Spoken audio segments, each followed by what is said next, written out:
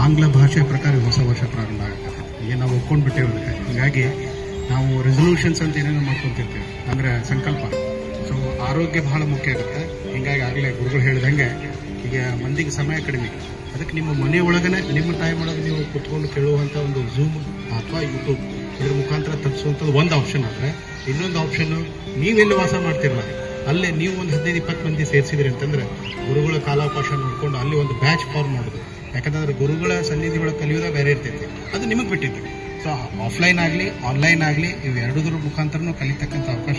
ಯಾವುದಕ್ಕೂ ಕೂಡ ನೀವು ಜನ ಕನ್ನಡ ಮಾಧ್ಯಮ ವಾಹಿನಿಯಿಂದ ನಂಬರ್ನ ಸಂಪರ್ಕ ಮಾಡೋದು. ಲಿಂಗರಾಜ್ ಧಾರವಾಡ ಶೆಟ್ಟರ್ ಇದಾರ, ಜಗದೀಶ್ ಉಳ್ಕಲ್ ಅವರು ಇದಾರ, ಮ್ಯಾಲದಲ್ಲಿ ಒಂದು ಸಂಖ್ಯೆ ಮತ್ತು ಎಲ್ಲ ಕೊಟ್ಟಿದ್ದೇವೆ, ಸಂಪರ್ಕ ಮಾಡಿರಿ. ಒಂದು ಬ್ಯಾಚ್ ಫಾರ್ಮ್ ಅಂತಂದ್ರೆ ಮಾಡೋಕ್ಕೆ ಅನುಕೂಲ ಆಗ್ತೈತಿ. ಆರೋಗ್ಯ ಅನ್ನೋದು ಭಾಳ ಮುಖ್ಯ ಆಗ್ತೈತಿ. ಅದಕ್ಕೆ ನಾನು ಈಗ ಎಲ್ಲ ಸಮಯ ಭಾಳ ಆಗಿದೆ. ಲಿಂಗರಾಜ್ ಧಾರವಾಡ ಶೆಟ್ಟರು ದಯವಿಟ್ಟು ಮತ್ತು ನಮ್ಮ ಲಿಂಗರಾಜ್ ಅಂಗಡಿಯವರು ಮಾಲೆ ಹಾಕೋದ್ರ ಮುಖಾಂತರ ಗುರುಗಳು ಸನ್ಮಾನ ಮಾಡಬೇಕಂತ ಹೇಳ್ತೀನಿ. ದಯವಿಟ್ಟು ಯೋಗಕ್ಕೆ ಬಂದರು, ಒಂದೂವರೆ ತಿಂಗಳ ಸತತ ಬಂದರು. ಅದಾದ ನಂತರ ಒಂದ್ಸಲ ಚೆಕ್ ಮಾಡಿಸಿದಾಗ 160 ಬಂತು. 160 ಬಂತು. ಇನ್ನೊಂದ್ಸಲ ಚೆಕ್ ಮಾಡಿದ್ರು ಅವರು, ಯಾಕಂದ್ರೆ ನಿಮ್ದು ಜಾಸ್ತಿ ಇರ್ತದೆ, ಏನೋ ಡೌಟ್ ಅದ ಅಂತ ಹೇಳಿ ಮಾಡಿದಾಗ ಮತ್ತೊಂದು ಸಲ ಅಷ್ಟೇ ಬಂತು. ಹೆಂಗೆ ಅಂತ ಅಂದ್ಕೊಳ್ಳೇನೆ, ಹೆಂಗ್ ಬಂತೀರಿ ಇಷ್ಟು ಅಂತ ಕೇಳಿದ್ಕೊಳ್ಳೇನೆ ಕಾಡಪ್ಪನವ್ರ ಹತ್ರ ಯೋಗ ಕ್ಲಾಸಿಗೆ ಹೋಗ್ತಿದ್ರೆ. ಅಂದ್ರೆ ನಮ್ಮ ದೇಹದಲ್ಲಿನ ಔಷಧಿ ಗುಣ ಅದ, ಅದು ನಮಗ್ ಗೊತ್ತಿಲ್ಲ. ಮನೆಯೊಳಗ ಮದ್ದುಗಳು ಇದಾವೆ, ಮನೆ ಮದ್ದು ಅಂತೇಳಿ ಹೇಳ್ತಾರಲ್ಲ, ಜೀರಿಗೆ, ಸಾಸಿವೆ ಇವೆಲ್ಲ ಮನೆ ಮದ್ದುಗಳೇ. ಅವುಗಳೆಲ್ಲ ನಾವು ಸರಿಯಾಗಿ ತಿಳ್ಕೋಬೇಕು. ನಮ್ಮ ದೇಹದಲ್ಲಿ ಎಷ್ಟೋ ಒಂದು ನಮ್ಮ ಲೈಫ್ ಸ್ಟೈಲ್ ಬದಲಿ ಆಗ್ಬಿಟ್ರೆ ಎಷ್ಟೋ ಆರಾಮಾಗಿ ಬಿಡ್ತೇವೆ. ದೈಹಿಕವಾಗಿ, ಮಾನಸಿಕವಾಗಿ, ಆಧ್ಯಾತ್ಮಿಕವಾಗಿ, ಸಾಮಾಜಿಕವಾಗಿ, ಭೌತಿಕವಾಗಿ ನಾವು ಬದಲಾವಣೆ ಆಗ್ಲಿಕ್ಕೆ ಸಾಧ್ಯ ಆದ್ರೆ ಮನಸ್ಸು ಮಾಡಬೇಕು. ಅಂತ ಮನಸ್ಸು ಮಾಡಿಬಿಟ್ರೆ ಬೇಕಾದಾಗ್ಲಿಕ್ಕೆ ಸಾಧ್ಯ ಆಗ್ತದೆ. ಓಕೆ, ನೆಕ್ಸ್ಟ್ ಸ್ವಲ್ಪ ಎದ್ದು ಎಕ್ಸರ್ಸೈಸ್. ಅವಕಾಶ ಎಡ ಬಲ, ಎಡ ಬಲ. Stop it. ನೆಕ್ಸ್ಟ್ ಸ್ವಲ್ಪ ಜಂಪ್ ಮಾಡೋದದ, ಸಾಧ್ಯ ಆದ್ರೆ ಮಾಡ್ರಿ, ಇಲ್ಲಾಂದ್ರೆ ಬೇಡ.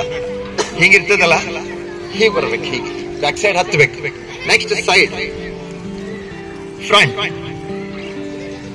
ಟ್ವಿಸ್ಟ್. ನೋಡ್ರಿ ನಡ ಎಷ್ಟು ಸೇಲ್ ಆಗ್ತದೆ. Okay, stop it. ಮೊದಲು ಮಾಡಿದಾಗ 2 ದಿವಸ ತೊಂದರೆ ಆಗ್ತದೆ ರೂಢಿ ಇಲ್ಲದವರಿಗೆ. ಓಕೆ, ಈಗ ಸೂರ್ಯ ನಮಸ್ಕಾರ ನಿಮಗೆ ತೋರಿಸ್ಬಿಡ್ತೀನಿ ಒಂದ್ಸರಿ. ಕುತ್ಕೊಂಡ್ಬಿಟ್ರಿ ಆರಾಮಾಗಿ.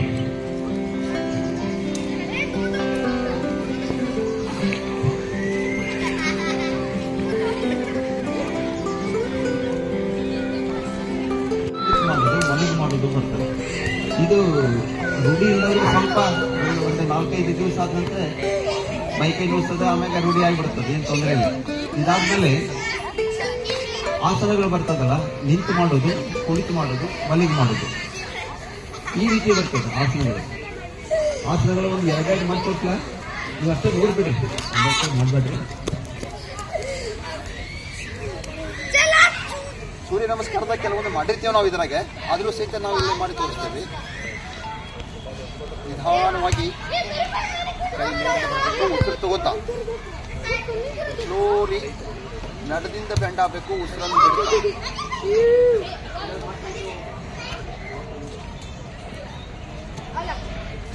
ಅಂತ ಪಾದ ಹಸ್ತಾಸನ ಅಥವಾ ಹಸ್ತಪಾದಾಸನ. ಹೀಗೆ ಕುತ್ತಿಗೆ ಭಾಗ ಕೆಳಗಡೆ ಬಿಡಬೇಕು.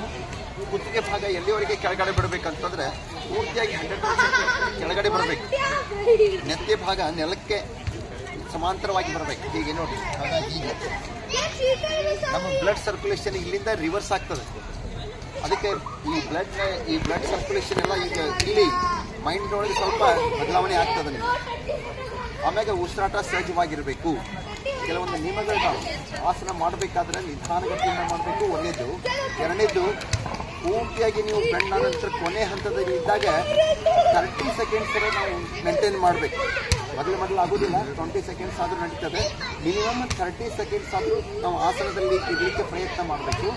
ಆನಂತರ ಯಾವುದೇ ದೇಹದಲ್ಲಿ ಒತ್ತಡ ಇರಬಾರ್ದು, ಆರಾಮಾಗಿರ್ಬೇಕು, ಸಡ್ಲಾಗಿ ಬಿಡಬೇಕು. ಬ್ಲಡ್ ಸರ್ಕ್ಯುಲೇಷನ್ ಸರಿಯಾಗಿ ಆಗ್ತದೆ. ಸ್ವಲ್ಪ ನೀವು ಹೆಚ್ಚು ಕಮ್ಮಿ ಮಾಡಿದರೆ ಇದು ಆಗಿಬಿಡ್ತದೆ, ಏನು ಉಸಿರಾಟ ಬಿಗಿ ಹಿಡಿಬಾರ್ದು, ಬ್ಲಡ್ ಸರ್ಕ್ಯುಲೇಷನ್ ಆಗೋದಿಲ್ಲ, ಆರಾಮಾಗಿ ಬಿಡ್ತದೆ. ಅಲ್ಲಿ ಮಜಾ ತಗೋಬೇಕು. ಸ್ಥಿರಂ ಸುಖಂ ಆಸನಂ, ಇದು ಸೂತ್ರ. ಪತಾಂಜಲಿ ಮುನಿಗಳು ಹೇಳಿದ್ದಾರೆ, ಸ್ಥಿರಂ ಸುಖಂ ಆಸನಂ ಅಂದ್ರೆ ಸ್ಥಿರವಾಗಿರ್ಬೇಕು, ಮೂವ್ಮೆಂಟ್ ಆಗಬಾರ್ದು. ಸ್ಥಿರಂ ಸುಖಂ, ನಿಮಗೆ ಸುಖ ಸಿಕ್ತಿರ್ಬೇಕು, ಅದ್ರೊಳಗೆ ಆರಾಮದಲ್ಲ ಅಂತ ಅನಿಸ್ತಿರ್ಬೇಕು. ಅನಂತರ ಆಸನಂ, ಆಸನದಲ್ಲಿ ಅನಂತರ ನಿಧಾನವಾಗಿ ಉಸಿರನ್ನು ತಗೋತಾ ಮೇಲ್ಗಡೆ ಬರಬೇಕು. ಇಲ್ಲಿ ನಾರ್ಮಲ್ ಇರಬೇಕು ಉಸಿರಾಟ. ಅನಂತರ ನಿಧಾನವಾಗಿ ಹೇಗೆ ಹೋಗಿರ್ತೀರೋ ಹಾಗೇ ಬರಬೇಕು. ನಿಧಾನತೆಗೆ ಪ್ರಾಧಾನ್ಯತೆ ಕೊಡಬೇಕು. ಕೈ ಮೇಲ್ಗಡೆ ಬಂದಾಗ ಉಸಿರನ್ನು ಬಿಡ್ತಾ ಕೈ ಎರಡು ಅಕ್ಕಪಕ್ಕ ಬರಬೇಕು. ಆನಂತರ ಆರಾಮ್ ಸ್ಥಿತಿಯೊಳಗೆ ನಿಂದಿರಬೇಕು. ಆರಾಮ್ ಸ್ಥಿತಿಯೊಳಗೆ ಆರಾಮಾಗಿ ನಿಂದಿರಬೇಕು. ನಿಮ್ಮ ಮುಖ ಭಾವನೆಯನ್ನು ಸಹಿತ ಸ್ಮೈಲಿಂಗ್ ಪೋಸ್ ಇರಬೇಕು. ಭಾಳ BP ಆಗ್ಬೇಕು. ಯಾಕೆ ಬರ್ತದೆ ಅಂತಂದ್ರೆ ಇಲ್ಲಿದ್ದ ವಿಚಾರ ನಾವು ತಗೋತೇವೆ ಮನಸ್ಸಿನೊಳಗೆ, ಅದು ತಗೊಂಡು ದೇಹವನ್ನು ಬಿಗಿ ಮಾಡ್ಕೋತೇವೆ. ಬಿಗಿ ಮಾಡ್ಕೊಂಡಾಗ ಒಂದು ಪೈಪಿಗೆ ಒಂದು ಕಾಲು ಇಟ್ಟಂಗೆ ಅದ್ರ ಮೇಲೆ ನೀರು ಹೋಗ್ಲಿಕ್ಕೆ ಸಾಧ್ಯ ಆಗೋದಿಲ್ಲ, ಅಲ್ಲೇ ಸ್ಟಕ್ ಆಗ್ತದೆ. ಅದಕ್ಕೆ ಸಡಿಲಾಗಿ ಬಿಡಬೇಕು. ಅನಂತರ ಇದು ಒಂದನೇದು. ಎರಡನೇದು, ಮುಂದ್ಗಡೆ ನಾವು ಬೆಂಡ್ ಆದರೆ ಹಿಂದ್ಗಡೆನೂ ಬೆಂಡ್ ಆಗಬೇಕು.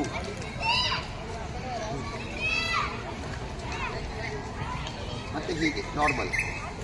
ನೆಕ್ಸ್ಟ್ ಎಡಕ್ಕೆ ಬಲಕ್ಕೆ ಪಾರ್ಶ್ವಕಟಿ ಚಕ್ರಾಸನ ಅಂತ ಹೇಳ್ತಾರೆ. ಆಗಲ್ ಮಾಡಿದ್ದು ಪಾದಹಸ್ತಾಸನ. ಇದು ಅರ್ಧಕ್ಕೆ ಹಿಂದ್ಗಡೆ ಬೆಂಡ್ ಆಗೋದು, ಇದು ಸೈಡ್ ಹೀಗೆ. ಆನಂತರ ಕುಂತು ಮಾಡುವ ಕೆಲವು ಬರ್ತಾವೆ, ನಿಂತು ಮಾಡುವ ಕೆಲವು ಬರ್ತಾವೆ. ಈಗ ಭುಜಂಗಾಸನ ಇದ್ರೊಳಗೆ ಬಂತು. ಡಯಾಬಿಟಿಕ್ ಈಗ ಭಾಳ ಕಷ್ಟ, ಯಾಕಂದ್ರೆ ನಮ್ಮ ದೇಹದಲ್ಲಿ ಇನ್ಸುಲಿನ್ ಉತ್ಪತ್ತಿಗೆ ಕಾರಣ ಆಗ್ತದೆ. ಅದಾದ ನಂತರ ಈ ಕುಂತು ಮಾಡೋದ್ರೊಳಗೆ ಭಾಳ ಆಸನಗಳು ಬರ್ತಾವೆ. ಇದರೊಳಗೆ ನಿಮಗೆ ಪ್ರಮುಖವಾಗಿ ತೋರಿಸೋದಂತಂದ್ರೆ ಇಷ್ಟಿರ್ತದಲ್ಲ ಹೀಗೆ.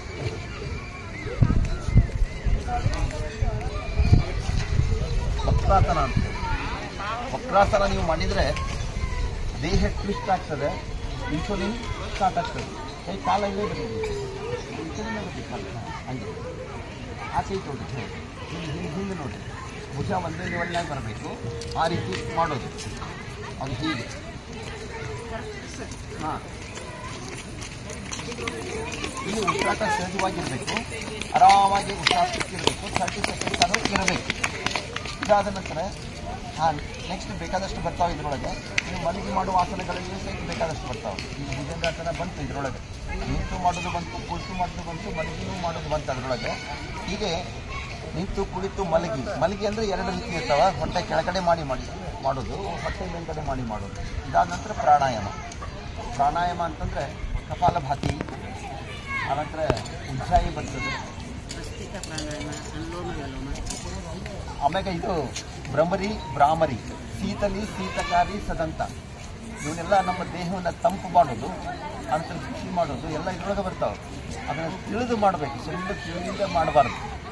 ಈಗ ನೋಡಿ ಕಪಾಲಭಾತಿಯಲ್ಲಿ ಹಿಂಗೆ ನೇರವಾಗಿ ಕೂತ್ಕೊಂಡು ಶಾಂತ ಚಿತ್ತದಿಂದ ಇಟ್ಕೊಂಡು ಹೊಟ್ಟೆಯನ್ನು ಒಳಗಡೆ ಹೊಡಿಬೇಕು. ಹೊಡೆದು ಬಿಟ್ಟರೆ ಏನಾಗ್ತದೆ ಅಂತಂದರೆ ಪ್ರತಿಯೊಂದು ಸ್ಟೆಪ್ಪಿಗೂ ಹೊಡ್ತಾ ಹೋಗ್ಬಿಟ್ರೆ ನಮ್ಮ ದೇಹ ಶುದ್ಧ ಆಗ್ತದೆ. ಕಪಾಲಭಾತಿ ಪೂರ್ತಿಯಾಗಿ ಹೊರಗಡೆ ಬಿಡಬೇಕು, ತಗೋಬಾರ್ದು. ಹೆಂಗೋ ಬರ್ತದೆ, ತಗೋಬಾರ್ದು. ಅದರಿಂದ ಏನಾಗ್ತದೆ ಅಂತೇಳಿ ಮನೆಯೊಳಗೆ ಸ್ವಲ್ಪ ನೀವು ಮಾಡಿ ನೋಡಿರಿ. ನೀವು ಮಾಡಿದ ಕೂಡಲೇ ಸ್ವಲ್ಪ ಹೊತ್ತು ಹಾಗೆ ಕೂತ್ಕೋಬೇಕು. ಇದರಿಂದ ರಿಸಲ್ಟ್ ಏನು ಬಂತು ಅಂತಂದು ನಿಮಗೆ ಗೊತ್ತಾಗಬೇಕು. ಗೊತ್ತಾಗಲಿಲ್ಲ ಅಂತಂದರೆ ಇನ್ನೊಂದು ಸಲ ಬಿಟ್ಟದಂಗೆ ನಾನು ಹೇಳ್ತೀನಿ, ನಿಮಗೆ ಬಿಡ್ತೀನಿ ಮೊದಲು ಏನಾಗ್ತದೆ ಅಂತ ಹೇಳಿ. ಇಷ್ಟಾದ ನಂತರ ಭ್ರಾಮರಿ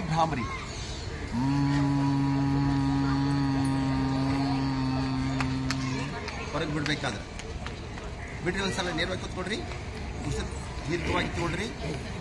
ಸ್ಟಾರ್ಟ್ ಮಾಡಿ. ಜೋರಾಗಿ ಬರಲಿ ಇನ್ನು ಏನಾಗ್ತದೆ ಗಮನಿಸಿ. ಬಿಡ್ರಿ, ಆರಾಮಾಗಿರ್ರಿ. ಹಾಂ, ಸ್ಟಾಪ್ ಇಟ್. ಈಗ ಉಸಿರು ತಗೋಬೇಕಾದ್ರೆ ಇದು ಆವಾಜ್ ತೆಗಿ ನೋಡೋಣ. ತಗೋಬೇಕಾದ್ರೆ ಬಿಡ್ಬೇಕಾದ್ರಲ್ಲ. ಹಾಂ ನೀವು ಬಿಡಾಕ್ತೀರಿ. ತೋರಿಸ್ತೇನೆ ನೋಡ್ರಿ. ಈಗ ಬಿಡುದು ತೋಳದು ಎರಡು ತೋರಿಸ್ತೇನೆ.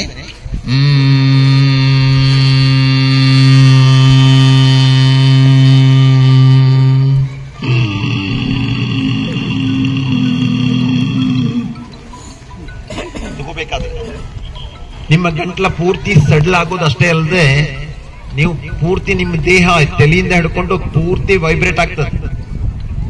ಗಮನಿಸ್ಬೇಕು ನೀವು ಅದನ್ನ, ಏನಾಗ್ಲಿಕ್ಕತ್ತದ ಅಂತೇಳಿ ಗಮನಿಸ್ಬೇಕು. ಇನ್ನೊಂದ್ಸಲ ಮಾಡ್ರಿ. ವೈಬ್ರೇಟ್ ಆಗ್ತದೆ ನೋಡ್ರಿ. ಹಲ್ಲಿಗೆ ಹಲ್ಲಿ ಆರಾಮಾಗಿ ಹಚ್ಚ್ರಿ. ಅಲ್ಲಿ ಏನಾಗ್ತದೆ ನೋಡ್ರಿ. ಹಾ, ಕಮ ಸ್ಟಾರ್ಟ್. ಜೋರಾಗಿ ಸಡಿಲ್ ಆಗ್ಬಿಡ್ರಿ. ಹಲ್ಲಿಗೆ ಹಲ್ಲಿ ಹಚ್ಚ್ರಿ.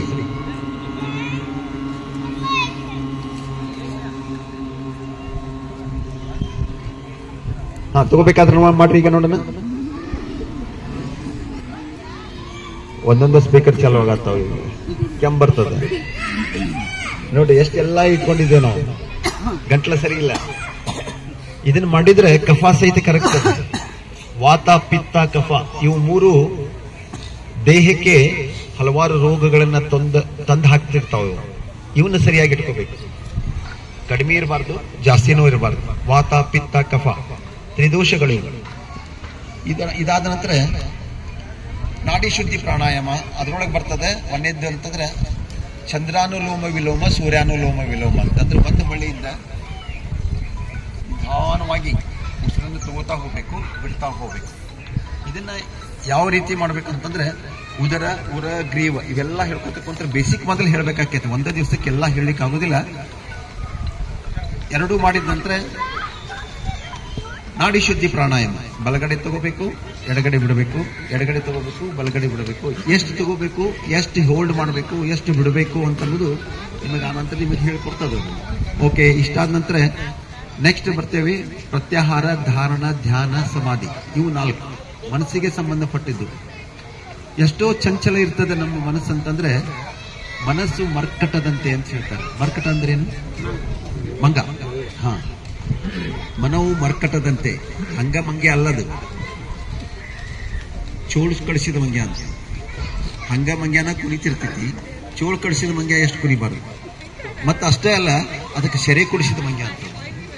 ಅದಕ್ಕಿಂತ ಜಾಸ್ತಿ ನಮ್ಮ ಮನಸ್ಸು ಇರ್ತೈತಿ, ಅಷ್ಟು ಕುರಿತಿರ್ತೈತಿ. ಒಂದ ಕಡೆ ನಿದ್ರಲಿಕ್ಕಾದ್ರೆ ಬರಂಗೇ ಇಲ್ಲ ಅದು. ನೋಡೋಣ, ಒಂದೇ ಸಣ್ಣ ಪ್ರಯೋಗ ಮಾಡಿ ಇನ್ನೊಂದು 10-15 ನಿಮಿಷ ನಡೀತಲ್ಲ. ನೋಡ್ರಿ, ನೇರವಾಗಿ ಕೂತ್ಕೊಳ್ರಿ. ಸುಮ್ಮನೆ ಕೂತ್ಕೊಳ್ಳೋದು. ಈಗ ಏನ್ರೆ ಎಷ್ಟು 5 ಮಿನಿಟ್ಸ್ ಸುಮ್ಮನೆ ಕೂತ್ಕೋಬೇಕಂತಂದ್ರೆ ನಾವು ಸುಮ್ಮನೆ ಕೂತ್ಕೊಳ್ತೇವ? ನೋಡೋಣ, ಪ್ರಯತ್ನ ಮಾಡೋಣ, ಆಗ್ತದ ಇಲ್ಲೋ ಅಂತ ಹೇಳಿ. ನೇರವಾಗಿ ಕೂತ್ಕೊಳ್ರಿ. ಈಗ ಸುಮ್ಮನೆ ಕೂತ್ಕೋಬೇಕು. ಏನು ವಿಚಾರಧಾರೆ ನಿಮ್ಮ ತಲೆಯೊಳಗೆ ಬರಬಾರ್ದು. ದೈಹಿಕವಾಗಿ ಆಯ್ತು, ಮಾನಸಿಕವಾಗಿಯೂ ಸಹಿತ ನೋಡೋಣ. ಈಗ ಹಾ, ಕಣ್ಮುಚ್ಚ್ರಿ, ಆರಾಮಾಗಿ ಸುಮ್ಮನೆ ಕೂತ್ಕೊಳ್ರಿ. ಯಾವುದೋ ವಿಚಾರ ಬೇಡ. ಸ್ಟಾರ್ಟ್.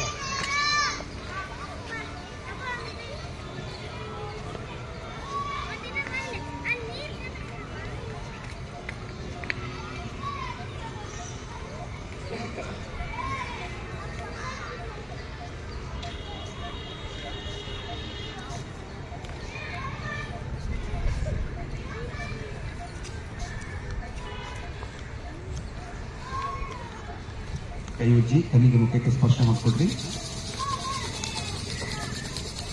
ಎಂಟಿ ಮೈಂಡ್ ಆಗಿತ್ತು ಇಲ್ಲ? ಆಗಿತ್ರಿ? ಏನೇನೋ ವಿಚಾರ ಬರ್ಬೇಕಿತ್ತಲ್ಲ. ಯಾವಾಗಿನ? ಹಿಂದಿನೂ ಮುಂದಿನೂ. ಹಿಂದೆ ಏನ್ ಮಾಡ್ಬೇಕಾಗಿತ್ತು ಅದು ಬರ್ತಿತ್ತು, ಮುಂದೆ ಏನ್ ಮಾಡ್ಬೇಕು ಅದು ಬರ್ತಿತ್ತು. ಹೌದು ಅಲ್ಲ? ಕರೆ ಹೇಳ್ರಿ. ಬರ್ತಿತ್ತಾ? ಹಾ. ಯಾಕೆ ನಾವು ಹಿಂಗೆ ಮಾಡ್ಬೇಕತ್ತೇವೆ? ಮುಂದಿಂದು ವಿಚಾರ ಮಾಡಿ, ಹಿಂದಿಂದ ವಿಚಾರ ಮಾಡಿ, ಈಗಿಂದ ಕಳ್ಕೊಳಿಕತ್ತೇವೆ ನಾವು. ಏನು ಹೇಳಿತ್ತು? ಆರಾಮಾಗಿ ಕೂತ್ಕೊಳ್ರಿ, ಏನು ವಿಚಾರ ಬರೋದು ಬೇಡ. ಬೇಡ ಅಂದ್ರೆ ಮತ್ತಷ್ಟು ಬರ್ತಾವ. ಅದಕ್ಕೆ ಅದನ್ನ ನಿಯಂತ್ರಣ ಮಾಡಬೇಕು. 3 ಸಲ ಓಂಕಾರ ಹೇಳೋಣ, ಗೊತ್ತಾಯ್ತಾ? 3 ಸಲ ಎಷ್ಟಾಯ್ತು? 9 ಸಲ. 9 ಸಲ ಓಂಕಾರ ಹೇಳೋಣ. ಹೆಂಗೆ ಹೇಳೋದು ಅಂತ ತೋರಿಸ್ತೀನಿ ನೋಡ್ರಿ. ಒಂದು 5 ಮಿನಿಟ್ ಆಗಿ ಬಿಟ್ಬಿಡ್ತೀನಿ ನಿಮಗೆ. ಹೀಗಂತಂದ್ರೆ 1ನೇ ಸಲ 3 ಭಾಗ ಮಾಡೋದು. 3 1ನೇದ್ದು ಹೇಳ್ಬೇಕಾದ್ರೆ ಹೈ ಪಿಚ್ ಹೇಳ್ಬೇಕು, ಜೋರಾಗಿ ಹೇಳ್ಬೇಕು. ಒಂದ್ಸಲ ತೋರಿಸ್ತೀನಿ. ಓ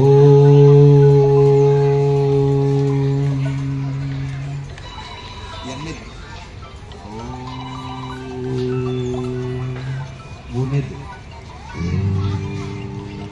ಗೊತ್ತಾಯ್ತಲ್ಲ? High pitch, medium pitch, low pitch. Next ಇನ್ನು ಲಾಸ್ಟ್ ಅಂತ ಹೇಳ್ಬಿಡ್ತೇನೆ. ಇದು ರಿವರ್ಸ್ ಅಂದ್ರೆ ಲೋ, ಮೀಡಿಯಂ, ಹೈ ಇಷ್ಟು ಹೇಳ್ಬೇಕು. First 3 high, medium, low. Last low, medium, high ಇಷ್ಟು. ಓಕೆ, ಇದ್ರ ಮಿಡ್ಲ್ ಅಂತ ಹೇಳೋದು. ಮನಸ್ಸಿನಾಗೆ ಹೇಳ್ಬೇಕು ಅದನ್ನು. ಗೊತ್ತಾಯ್ತಾ? ಮನಸ್ಸಿನಾಗ 3 ಸಲ ಹೇಳ್ಬೇಕು. ಇದಕ್ಕೆ ಎಷ್ಟು ಡ್ಯೂರೇಷನ್ ಕೊಡ್ತೀರಿ, ಎಲ್ಲದಕ್ಕೂ ಒಂದೊಂದಕ್ಕೂ ಅಷ್ಟೇ ಡ್ಯೂರೇಷನ್ ಕೊಡ್ಬೇಕು. ಓಕೆ, ಗೊತ್ತಾಯ್ತಾ? ಏನಾರ ಡೌಟ್ ಇದ್ರೆ ಕೇಳ್ರಿ, ಇನ್ನೊಂದ್ಸಲ ಹೇಳ್ತೇನೆ. 9 ಸಲ ಓಂಕಾರ 3 ಭಾಗ ಮಾಡೋಣ. 1ನೇ ಭಾಗದಲ್ಲಿ high pitch, medium pitch, low pitch. ಇದು ಎಲ್ಲರಿಗೂ ಕೇಳಿಸ್ತದೆ. ಆನಂತರ ಮನಸ್ಸಿನಾಗೆ ಹೇಳೋದು ಯಾರಿಗೂ ಕೇಳಿಸಂಗಿಲ್ಲ, ನಾವು ಹೇಳುವುದೇ ಬೇಡ. ಆದ್ರೆ ಮನಸ್ಸಿನೊಳಗೆ ಓಂಕಾರ 3 ಸಲ ಹೇಳಬೇಕು, ಅಷ್ಟೇ ಡ್ಯೂರೇಷನ್ ಒಳಗೆ. ಆನಂತರ next low pitch, medium pitch, high pitch. ಓಕೆನಾ? ಹಾ, ರೆಡಿ. ನೇರವಾಗಿ ಕಿತ್ಕೊಳ್ರಿ. 1ನೇದು ನಾ ಏನು ಡೈರೆಕ್ಷನ್ಸ್ ಕೊಡಂಗಿಲ್ಲ, ಕೊನೆಯವರೆಗೂ ಅಷ್ಟೇ ಹೋಗ್ಬೇಕು. ಸ್ಟಾರ್ಟ್.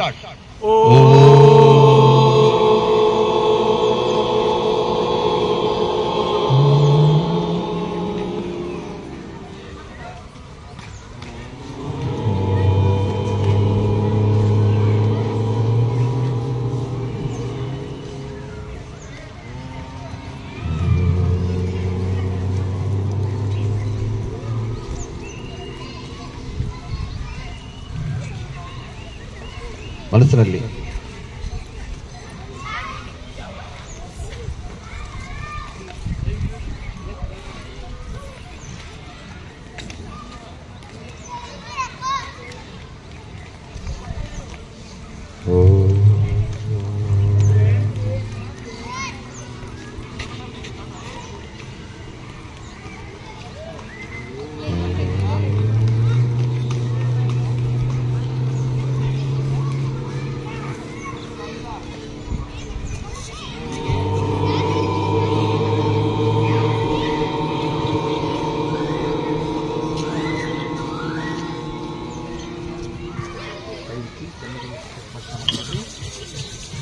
ಈಗ ಹೇಳ್ರಿ.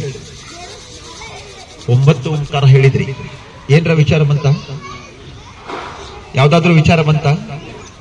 ಯಾವ್ದು ಬರ್ಲಿಲ್ಲ. ಮೊದಲ ಇದ್ದಾಗ ಸುಮ್ಮನೆ ಕೂತಾಗ ಬಂತು, ಈಗ ಬರ್ಲಿಲ್ಲ. ಇದು ಒಂದು ಸೂತ್ರ. ಅನಂತರ ಫಸ್ಟ್ ಓಂಕಾರ 3 ಸಲ ಹೇಳಿದ್ರಿ, high pitch, medium pitch, low pitch. ಕೊನೆಗೆ low pitch, high pitch, medium pitch, ಇದು ಲೋ ಪಿಚ್. ಹಿಂಗೆ ಹೇಳಿದ್ರಿ.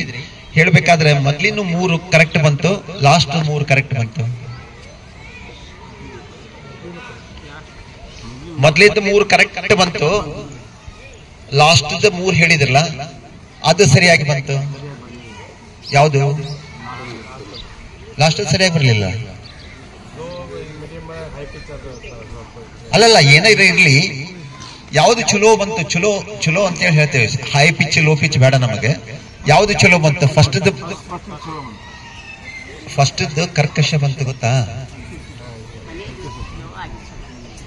ಹಾ, ಲಾಸ್ಟ್ ಇದಕ್ಕೆ ಕಂಪೇರ್ ಮಾಡಿದ್ರೆ ಯಾವ್ದು ಮೆಲೋಡಿ ಇತ್ತು? ಲಾಸ್ಟ್. ಹಾ, ನಿಮಗೆ ಹೇಳಿದ್ದೆ ನಾನು. 1ನೇದ್ದು ಹೆಂಗಾರ ಹೇಳ್ರಿ, ಲಾಸ್ಟ್ ಸ್ವಲ್ಪ ಶಾಂತ ರೀತಿಯಿಂದ, ಆರಾಮಿಂದ, ಖುಷಿಯಿಂದ ಹೇಳ್ರಿ ಅಂತೇಳಿ ಹೇಳಿದ್ದೆ. ಇಲ್ಲ ನೋಡ್ರಿ, ಮೆಡಿಟೇಷನ್ ಎಷ್ಟು ಒಂದು ಪವರ್ ಅದು.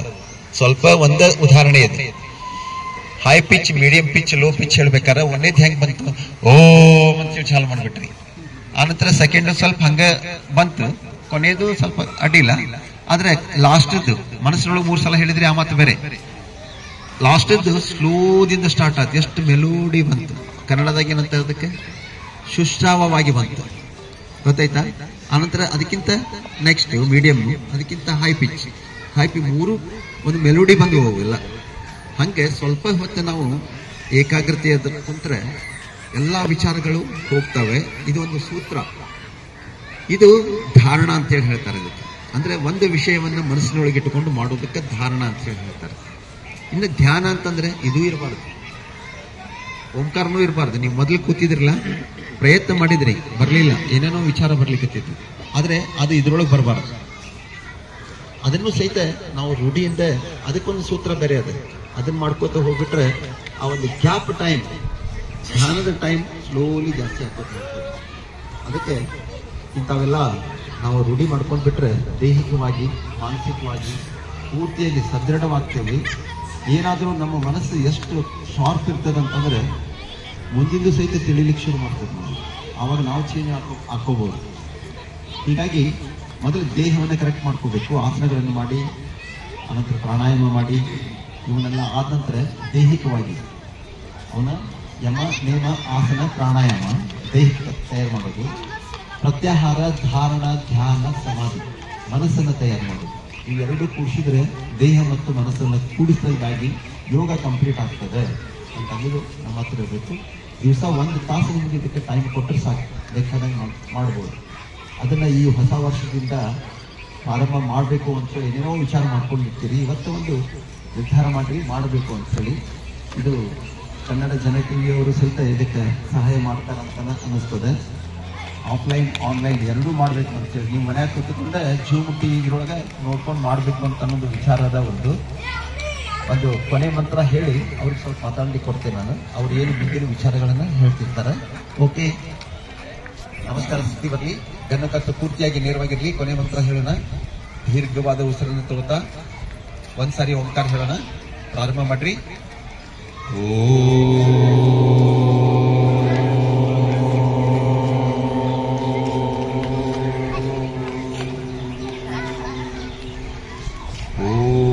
ಶಾಂತಿ ಶಾಂತಿ ಶಾಂತಿ. ಎರಡು ಕೈ ಮಾಡಬೇಕು. ಉಸಿರನ್ನು ತೋತಾ ಮೇಲ್ಗಡೆ ಬರಬೇಕು. ಎರಡು ಕೈ ಉಚ್ಚಿ ಕಣ್ಣಿಗೆ ಮುಖಕ್ಕೆ ಸ್ಪರ್ಶ ಮಾಡಿಕೊಂಡು ನಿಧಾನವಾಗಿ ಕಣ್ಣನ್ನು ಬಿಡಿಸ್ಕೋಬೇಕು. ಪ್ರತಿಯೊಂದು ನೇಮದ ಪ್ರಕಾರ ಮಾಡಿದ್ರೆ ಬಹಳ ಖುಷಿ ಅನ್ನಿಸ್ತದೆ. ಓಕೆ, ಇಲ್ಲಿವರೆಗೆ ಈ ಒಂದು ಕನ್ನಡ ಜನ ಟಿವಿಯವರು ಕರೆ ಕೊಟ್ಟಿದ್ದಕ್ಕೆ ನೀವೆಲ್ಲ ಬಂದು ಒಳ್ಳೆ ರೀತಿಯಿಂದ ರೆಸ್ಪಾನ್ಸ್ ತೋರಿಸಿದ್ರಿ. ಇವತ್ತು ಇಷ್ಟಿದ್ರೆ ನಾಳೆ ಬೇಕಾದಷ್ಟು ಜಾಸ್ತಿ ಆಗೋ ಸಂಭವನೂ ಜಾಸ್ತಿ ಇರ್ತದೆ. ಈಗ ನಿಮಗೆಲ್ಲರಿಗೂ ಧನ್ಯವಾದವನ್ನು ತಿಳಿಸಿ ಸರ್ ಈ ಕಡೆ ಬಂದ್ಬಿಡಿ. ನಿನ್ನೆಳ್ಳೂ ಬರಲಿ ಛಾಯಾಚಿತ್ರ